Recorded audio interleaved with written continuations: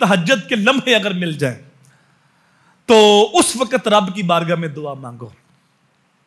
हदीस में आता है जब 2/3 रात गुजर जाती है तो अल्लाह अपनी शान के लायक पहले आसमां पे आता और अल्लाह बंदों को आवाज देता है कोई अपने गुनाहों से माफी मांगने वाला, उसको माफ कर दूं? है कोई रिस्क मांगने वाला, उसको अता कर दूं? जिसके मुजरम है जो अता करने वाला है वो खुद आवाज लगा रहा है। मियां साहब ने कहा था पिछली राती रहमत रब दी ते करे बुलंद आवाजा, बख्शिश मंगन वाले ताई खुला है दरवाजा। तो उस वक्त अल्लाह की बारगाह में दुआ की जाए तो अल्लाह दुआ जल्दी कबूल करता है। जुमे के दिन मेरे हजूर ने फरमाया कि एक घड़ी ऐसी है जो दुआ मांगो अल्लाह कबूल करता। उलमा ने लिखा है कि 2 खुतबों के दरमियान जो दुआ मांगी जाए अल्लाह उस दुआ को कबूल करता है। लेकिन साथ यह भी फरमाया कि 2 खुतबों के दरमियान जो दुआ है वो जबान से नहीं दिल से मांगी जाए। और अजान और तकबीर के दरमियान जो वक्त होता है उस वक्त जो रब की बारगाह में मांगो अल्लाह उसकी दुआ को कबूल करता है।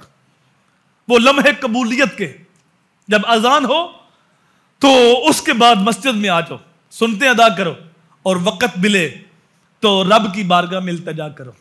वो लम्हे कबूलियत के लम्हे, फर्ज नमाज के फौरन बाद दुआ मांगी जाए अल्लाह उस दुआ को भी कबूल करता है।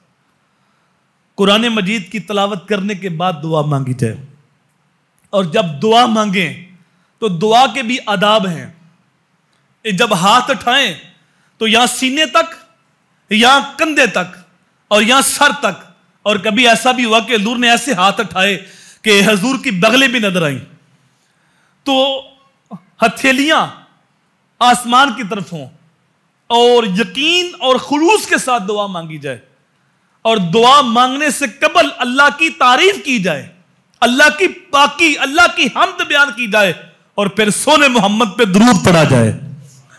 फिर रब की बारगाह से मांगो तो रब झोलियां भर देता।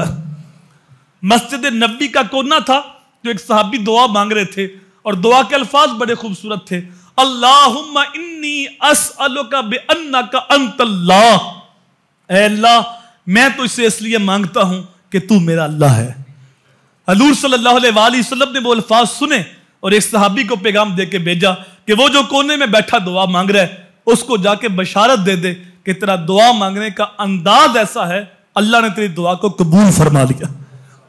जब बंदे उसकी बारगाह में हाथ उठाते हैं तो अल्लाह बंदे के उठे हाथ खाली नहीं मोड़ता।